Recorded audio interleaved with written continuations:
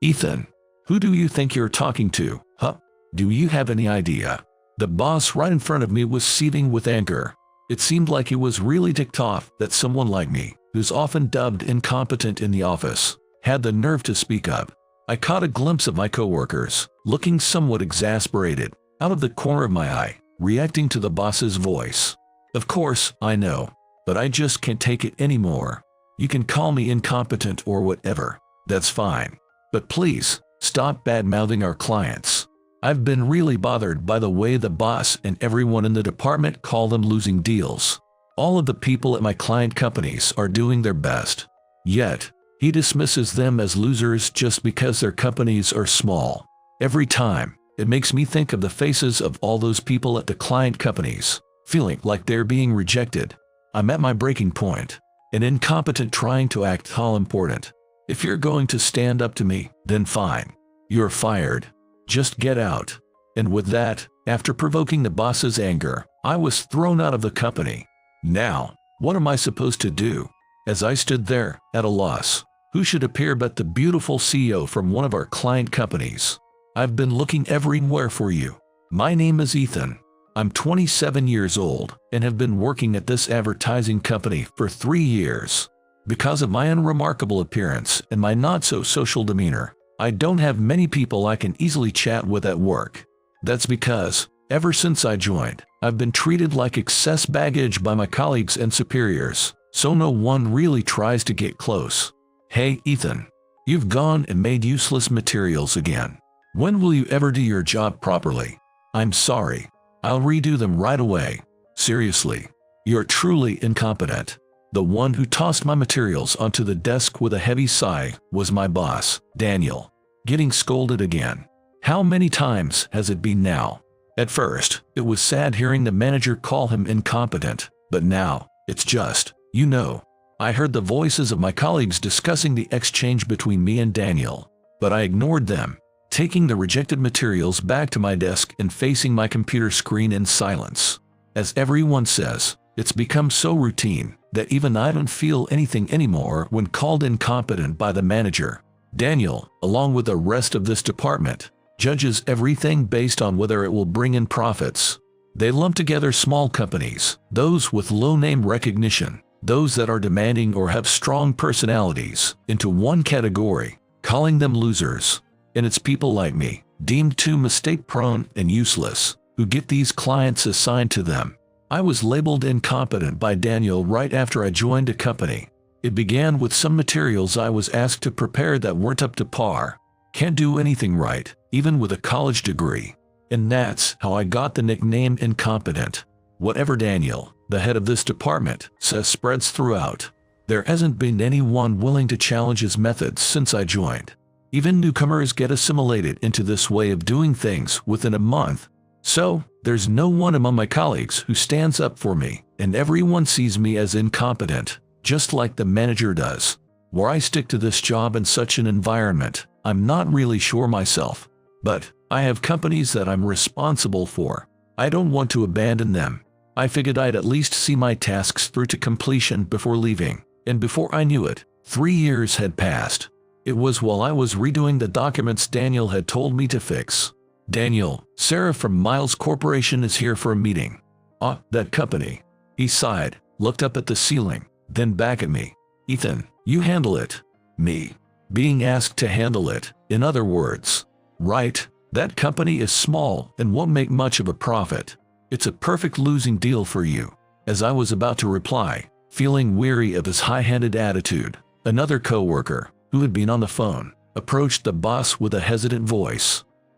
Boss, there's a job request from Big Profit Corp. From Big Profit Corp. Bring it here quick. The boss's demeanor changed upon hearing it was a request from a rising company, and with a furrowed brow, he gestured dismissively as if to hurry me away, as though he might say, "You're a nuisance. Get out." Despite my dismay at his attitude, which seemed to value big contracts more, I quickly finished preparing for the meeting and headed to the room where Sarah was waiting. Upon entering the room, there was a woman sitting there. Her posture was straight, exuding both tension and a serious aura. "Thank you for making time for this meeting. I am Sarah, the CEO of Miles Inc. I look forward to working with you. I'm Ethan, and I'll be in charge of your project. I apologize for the wait, especially since you've come yourself, Miss CEO. Though I was told to take charge by the boss, I wasn't prepared, so it took some time to find the documents they had sent over, making Sarah wait. After apologizing for even a slight delay, Sarah smiled gently. No worries. Our company is so small that I, the CEO, need to be hands-on, but I'm grateful you're willing to take on our request. I hope we can assist each other in benefiting our company. Sarah's face was bright and energetic. Her smile was infectious. Her smile, along with her expressions and gestures, which matched her actual younger age, made her easy to talk to, despite her being a CEO. Through our meetings, we worked on creating an advertisement design that fit their image and requests. Sarah often said, "We discussed this as a company, and I also sought everyone's opinions," always highlighting the team effort. Even though she admitted their company was small, the way the CEO herself sought her employees' opinions made me enviously realize they had a great company culture. I knew it wasn't right to mix personal feelings into business, but the fact remains that I became more passionate about my work, wanting to create something great for them. About a month after taking Sarah's request, I finally completed an advertisement design that matched the image of Miles Inc. I'll never forget Sarah's expression when she saw it. The sparkle in her eyes, her flushed cheeks, and her lips gradually turning into a smile from surprise. "Thank you so much for creating such a wonderful piece. Everyone at the company will be thrilled," she said, her face beaming more brightly than any beautiful woman I'd seen. Even though I had sensed her warmth and consideration for her company and employees in our previous meetings, seeing her immediate, heartfelt reaction to the design made me smile unwittingly. "I'm glad you're pleased." "Thank you, Ethan. I can't wait to show it to everyone. Please, let me know their feedback. It will motivate me for future projects." "Absolutely. I'll make sure to pass it on, so please wait for it." As we had this exchange, I walked with Sarah to the company entrance to see her off. The thought of possibly not seeing Sarah again made me feel a slight pang in my heart. "Oh, is something the matter?" When I asked, Sarah looked up at me with a troubled expression. It seems I've left my pen in the room earlier." "Understood. I'll retrieve it for you, so please wait here, Sarah." "Thank you, Ethan. It's a white pen with Miles Inc. engraved on it. If it's not there, it's totally fine." Saying understood, I quickly headed back to the conference room we had been in. I passed by colleagues who glanced at me but didn't say anything, just walking past. It was nothing new, so I didn't mind it much. This must be it. I found the white pen lying under the table in the conference room. Just as Sarah had said, it was engraved with Miles Inc. and a date from about a year ago. I remembered it was the founding date of Miles. It must have been made to commemorate the occasion, and the thought that she was still using it a year later brought Sarah's smile to my mind. It wouldn't be surprising if she cherished it. Muttering to myself in the empty conference room, I carefully wrapped the pen in my hand and hurried back to its owner. "Sorry to keep you waiting." Ethan." When I spoke, Sarah looked surprised. "Is something wrong?" "No, nothing." "Is that so?" This was under the table. "Is this your pen?" While I was concerned about Sarah's state, I handed over the pen I was holding. Sarah took the pen, gently stroked the part where the company name was engraved, and smiled. "Ethan, thank you. This pen was made for our founding anniversary, and I panicked thinking I had lost it. It's very important to you, isn't it?" "Yes. I don't want to forget our original intentions, so it's like a charm for me during important or uncertain times." "Original intentions, huh? Sarah, you're truly sincere. I respect that." I found myself saying those words spontaneously. I was surprised by my own emotions leaking out, but when I looked at Sarah in front of me, she was shyly smiling and murmured a small thank you. Her gesture was so charming that I was mesmerized. And then Sarah said something surprising. "Ethan, if it's all right with you, would you like to go out for a drink with me today?" And a few hours later, I was sitting across from Sarah at a pub near the station. It had been since my student days that I went out for drinks with a woman, so I nervously gulped down the beer in my glass. I couldn't taste it because of the nerves. "Ethan, thank you for joining me on such short notice." "No, I didn't have any plans anyway." "But why me?" Sarah, actually, today I heard you being called incompetent, and also that our request was referred to as a losing deal. Hearing Sarah's words made me go pale, and I remembered the colleagues I passed by when I went to retrieve Sarah's pen. Could it have been then? Sarah, I'm terribly sorry for the rude remarks made by our employees. I immediately apologized. Talking like that within the company is one thing, but to do it in front of someone from outside. I felt a chill run down my spine at the thought of my colleague's lack of awareness. No, Ethan, you've done nothing wrong. On the contrary, I'm truly grateful for the wonderful work you've done. So please, raise your head. Encouraged by Sarah's earnest voice, I slowly lifted my face. However, I couldn't bring myself to look directly at Sarah. It's frustrating to be looked down upon since we're a small company without significant achievements, but I understand that's partly inevitable. More than that, I was concerned about you being spoken about in such a manner. No, that's inevitable too. I'm really not good at my job, I said, nearly overwhelmed by the grave mistake my colleagues had made. Not at all. Your work was truly excellent. You earnestly listened to my vague ideas, and every document you prepared was clear and well organized. The design you created perfectly represented our company's image, and all our employees were very happy with it. So your work shouldn't be called incompetent at all. Sarah seemed almost angry as if the remarks were made about her. While thinking she was a kind person, I shook my head. No, it's true. I went to grad school and then joined this company, but it seems I've been a disappointment. My documents were criticized for being hard to understand, and my phrasing was called overly complicated. I've been completely useless as a professional. That's why I ended up being called incompetent. That can't be. I thought it was bad too, so I tried to choose my words more carefully and improve the way I wrote documents. Now, I can make somewhat decent ones, but even that took me 3 years, so I guess I really am incompetent. I laughed it off, but Sarah's face looked sad, causing a sharp pain in my heart. Even so, having people like you and your employees, who are happy with my work, makes me able to keep going. I smiled at Sarah. I wasn't sure if I managed a good smile, but I didn't want to see her sad face anymore.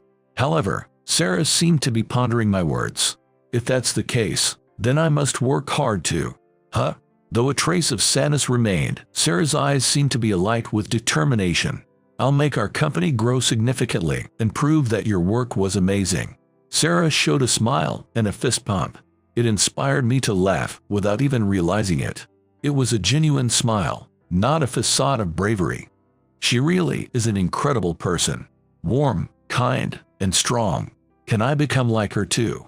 Sarah's smile had a mysterious power to energize. Receiving that power, a feeling of I'm gonna try best once more had sprouted in my heart. But contrary to my renewed spirit, the moment of challenge arrived. It was just another day when Daniel, the manager, was assigning tasks based on his own whims and biases. Let's have Ethan handle this jack show company. It's another losing deal, just like that previous Miles one. Loud, disdainful laughter filled the department. Hearing that, I couldn't help but stand up and confront the manager. Sarah's face flashed in my mind. I couldn't stand to let people like her, who were working so hard, be ridiculed any further. Daniel, a question. Solve it by reading the documents. Please stop referring to them as losing deals. It's disrespectful to everyone involved. Daniel was silent for a moment, but as soon as he understood my words, his face turned red with anger and he shouted, "Ethan, how dare you defy your superior? Who do you think you are? From my point of view, it's more questionable to mock other companies. Shut up. If they're not profitable losers, what's wrong with saying so? Just like your useless self." Our argument escalated, causing a stir among the colleagues. And finally, Daniel's anger peaked, his shout echoing through the office. "You're fired. We don't need incompetent people like you in this company." True to his word, I was encouraged to resign for being incompetent and disruptive to harmony. And none of my colleagues said a word to me as I was being let go. That's how I was forced out of the company. I no longer had the chance, nor the courage, to see Sarah again. As someone who had failed so miserably, I had no face to show her. Years after being fired, I drifted from job to job, labeled incompetent. No job lasted long for me. Now, far removed from advertising design, I scraped by with day-to-day jobs like night security. My heart and body worn to their limits, I found myself at a spa resort, calling it a heartbreak trip. Could it be Ethan? Lost in thought on a lobby sofa, a familiar voice brought me back, and I turned around. There was Sarah. Huh? Sarah? Nearly falling off the sofa in shock, I saw Sarah laughing. Is this a dream? It's been a long time, Ethan. Though years had passed, turning her from a cute figure into a more mature woman, her bright smile remained unchanged. Faced with that smile from Sarah, my heart raced. Sarah, what brings you here?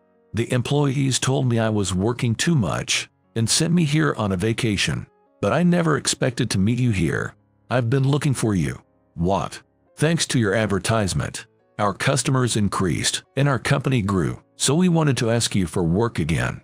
But when I went to your company, I was told you had left. I searched for you everywhere, but you weren't at any production company. Well, since then, I've been doing entirely different work. Really? Yes, that work wasn't suited for me. No, that's not right. I guess no job is really suited for someone as incompetent as me. Not at all. Thank you, but I can't live up to your expectations anymore. I was truly happy to see you again, really. All I could manage was a resigned smile. There's no way I could do the work Sarah expects of me now. Just being able to meet her again was miraculous enough, and that was more than sufficient.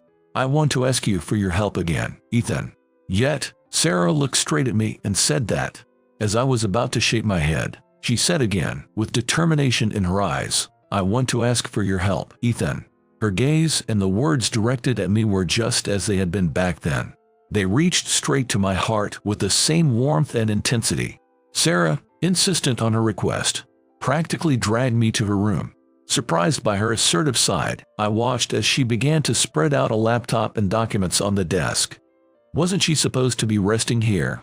I couldn't help but laugh at the sight of Sarah, who was supposed to be enjoying her vacation, bringing all her work tools to the hotel.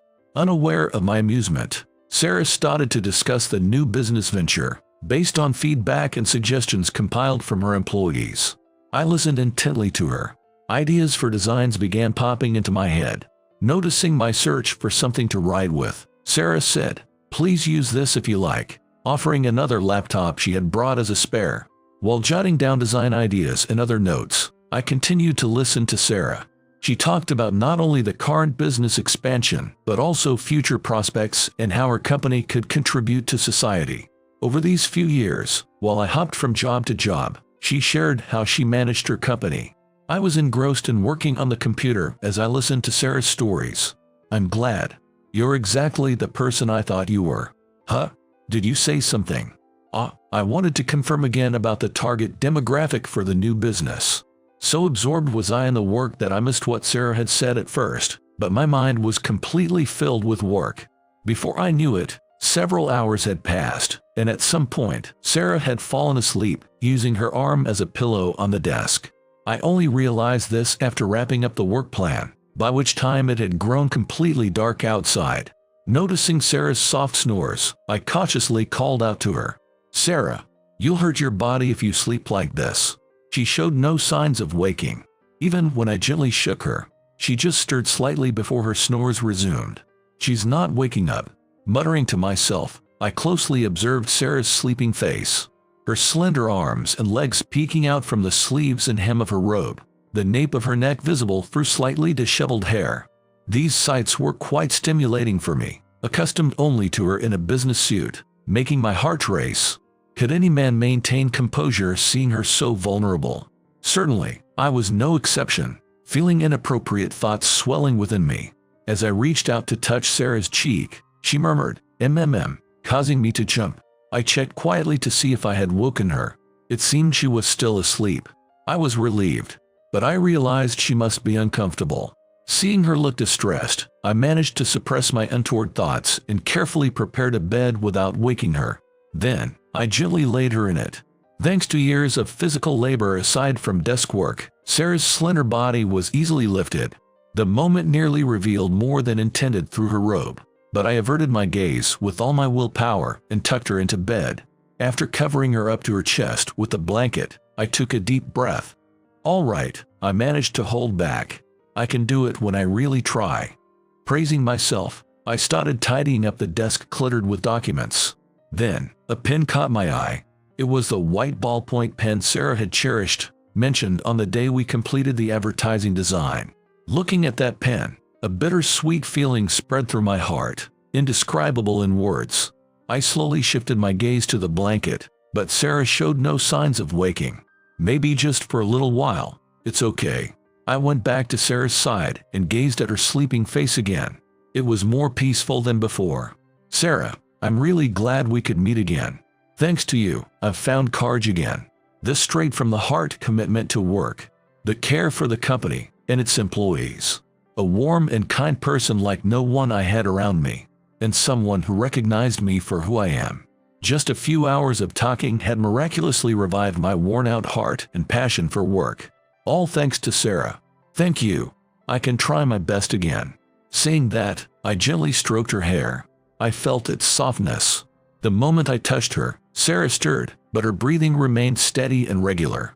Please rest well. Good night. After she stirred and some of her hair fell onto her face, I gently tucked it behind her ear, then withdrew my hand. I wanted to touch her more, but continuing might make it hard to stop. Being careful not to make any noise, I left Sarah's room. The next morning, after getting ready, I was preparing to go for breakfast. Suddenly, the door burst open, and Sarah rushed into my room, out of breath.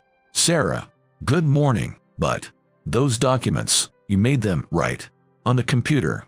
Yes, well, I was listening and just compiled some things, but was it confusing? I faltered under Sarah's intensity, recalling the documents I had put together yesterday.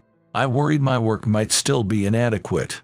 I was perhaps not paying enough attention to my phrasing or structure, as usual. While I sulked, reflecting on this, Sarah took my hand. Not at all. I was shocked because it's so amazing. Despite the conversation jumping around, you organized what I said chronologically and pointed out problems I had overlooked, all with solid logic. I've never seen documents so clear and well compiled. You even included ideas for new ventures that I hadn't thought of. Reading it made me want to start on them right away. Having rarely been praised for my work or thoughts on the job, I was taken aback by Sarah's excited words and struggled to respond. But as her words sank in, joy slowly bubbled up from deep within me. To compile such documents overnight. You mentioned you graduated from a grad school, but did you do anything else? No, not really. Oh, except for scoring 200 on an IQ test. 200? Yeah, seems so. When I was young, people around me always said I'd do great things in the future, but it turns out I was of no use at all. I was somewhat better off as a student, but once I entered the workforce, I was outright considered an oddball, with comments like I can't understand what you're saying. You overcomplicate everything, and we can have a proper conversation. My boss at the previous company even said from the start, no matter how smart you are or how much you study, it's useless in the real world. Remembering that company brings back unpleasant memories, but looking at Sarah's face, listening to me, those feelings dissipated. Still, I wanted to contribute to the company, so I worked hard to fix what I could. It took me 3 years, and I never fully succeeded. But yesterday, getting back to work was so fun. I ended up reverting to my old ways, it seems. I laughed, but Sarah looked at me seriously. She was still holding my hand. Feeling the warmth from her hand and her sparkling eyes, my heart began to race like it did yesterday. Ethan, the documents you wrote yesterday are undoubtedly the culmination of everything you've built up. You're not useless. You're needed by me, by us. She then squeezed my hand tighter. Please, work with our company. I'm asking you. That spa trip changed my life. After being labeled an oddball, useless, and ultimately fired, my encounter with Sarah led to joining Miles, a company now drawing industry-wide attention for its rapid growth. Sarah told me, please do the work you want to do, just like those documents. Believing in Sarah's words and starting to work, I found the reception here was the exact opposite of my previous company. Instead of being asked to redo documents or proposals, I often heard praises like your perspective is innovative and it's so detailed, it's easy to understand. Though there were tough times, I could sense the warm intentions behind them, motivating me to work harder. For the first time, I felt fulfilled in my job. Half a year had passed since I started working here. I was able to turn the new business ideas I conceived during that spa trip reality over the past 6 months, and I was entrusted with the role of overall leader for that department. Being given such a significant responsibility for the first time, I was incredibly nervous and anxious, but everyone in the company encouraged me, saying, "If it's Ethan, it'll be all right. Let's work hard together." Honestly, I felt like crying. Could this be what comradeship is? As fellow supporters of the company, everyone accepted me. This was something I could never have experienced at my previous company. I'm truly glad I joined this company. I can't thank Sarah enough for finding me when I was about to give up and for helping me stand up again. She is my benefactor and much more to me. It was while I was thinking about Sarah. "Ethan." Sarah ran up to me. "What's wrong? Isn't our meeting not until? It's different. Daniel from your previous company has come here. He wants to entrust the advertisement for the business you are leading to us." "Daniel, I see." Sarah looked a bit anxious. She must be worried about me. Such a kind person. "It's okay. I'll go." "Are you sure?" I nodded with a smile at her question. "All right. But I'll go with you. I have something I want to say to him." And so, Sarah and I headed to the lobby where Daniel was waiting. When Daniel noticed Sarah, he approached with an unprecedented level of humility. "Sorry to keep you waiting. I'm Sarah." "Oh, it's an honor to have the CEO herself come." "I am." "Daniel, right. I'm aware of you. You are. To think you know my name." He seemed to take it as a good sign, a smile of satisfaction on his face. "So, regarding the advertisement for the new business, I would very much like to entrust it to our company. With our excellent designers, the success of the new venture is guaranteed." "No, thank you. We have competent people here. Right, Ethan?" Sarah smiled at me warmly. It was then Daniel noticed me. "You. Long time no see, Daniel. How come you are here?" "He is our employee and also the leader for this project." Sarah cut off Daniel's words and answered. I then took out a business card from my case and handed it to him. "The advertisements and various promotions have already been decided internally, including by myself as a project leader, and have already commenced. So as Sarah said, we must decline your offer this time." I spoke in my usual calm manner. "Your plan? Impossible. Anything made by a useless person like you couldn't possibly succeed." "Daniel, if you insist, shall we show him the planning document?" Prompted by Sarah, I pulled out part of the planning document I had been asked to bring earlier. He snatched it from my hands with a dismissive laugh. "Hoo ha ha. I've seen plenty of your documents. This plan of yours will be just the same." Daniel started reading with a mocking smile. However, his disparaging comments soon ceased, and he became engrossed in the document, reading it from cover to cover. An employee of Daniel's, likely hired after I had left, also read along and finished first, exhaling a sigh of admiration. "Amazing. The content precisely targets the intended audience, and there's no waste in the media deployment. I've never seen a planning document like this." Hearing this, Sarah looked even prouder than I felt. Seeing her like that, I couldn't help but burst into laughter. "Who on earth came up with this?" "It can't be Ethan.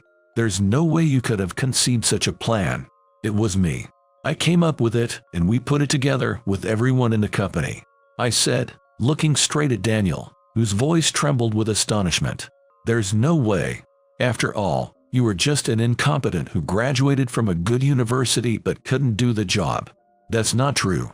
This time, Sarah firmly contradicted Daniel's words. "Ethan is not incompetent at all. If anything, he's too capable. You just failed to utilize his talents. He has both talent and the ability to work hard. It was you, Daniel, who almost crushed such a wonderful person." Sarah's words left him trying to say something but seemingly at a loss for words. "I've heard from Ethan about his treatment at his previous company. You were leaving the charge and looking down on him, dumping projects you deemed unprofitable for the company on him, right? Losing deals, was it?" "Oh, and by the way, our company was also referred to as a losing deal a few years ago, wasn't it?" Daniel's face turned pale. "You might have forgotten, Daniel, but Ethan was the one who took on the advertising for our company when it had just started a year or so ago. Everyone in our company recognizes that his work back then is connected to our growth now. It was you, Daniel, who expelled such a wonderful talent from the company. But thanks to that, he came to our company. For that alone, I am grateful to you. However, I cannot overlook you belittling my precious company and employees any longer. Please leave." Sarah's tone was as polite and her smile as gentle as ever, but the anger towards Daniel, who had belittled her company in the past and continued to belittle me, a current employee, was palpable in her words. Yet, without raising her voice or yelling, she maintained her composure as an adult and as a CEO. When I first met Sarah, she was still a fledgling CEO, harboring insecurities and lack of confidence. But now, the Sarah standing before me was different, confidently poised. Her continuous effort over the years, belief in her employees, and the experience of growing the company, as she declared that night in the pub, have shaped her into who she is today. The dignity of a CEO was emanating from her. I can understand what everyone wants to follow her. I need to become strong like the CEO, too. While being captivated by Sarah's appearance, I made that resolution in my heart. Daniel, who had been completely intimidated by Sarah, tried to compose himself upon seeing me. Yet, maintaining his domineering attitude, he whispered something unbelievable. "Hey, Ethan, come back to our company. I'll talk them into doubling your salary. How about it? Not a bad deal, right?" Despite having angrily forced me to leave, he dared make such an offer, astonishing me with his duplicity. I firmly rejected his proposition. "I am happy working under Sarah, with all the employees here. Returning to your company would not give me any more satisfaction or sense of fulfillment than I have now. No matter how much money you offer, returning there is not an option for me." "What? Ethan, you?" "Daniel, let's go."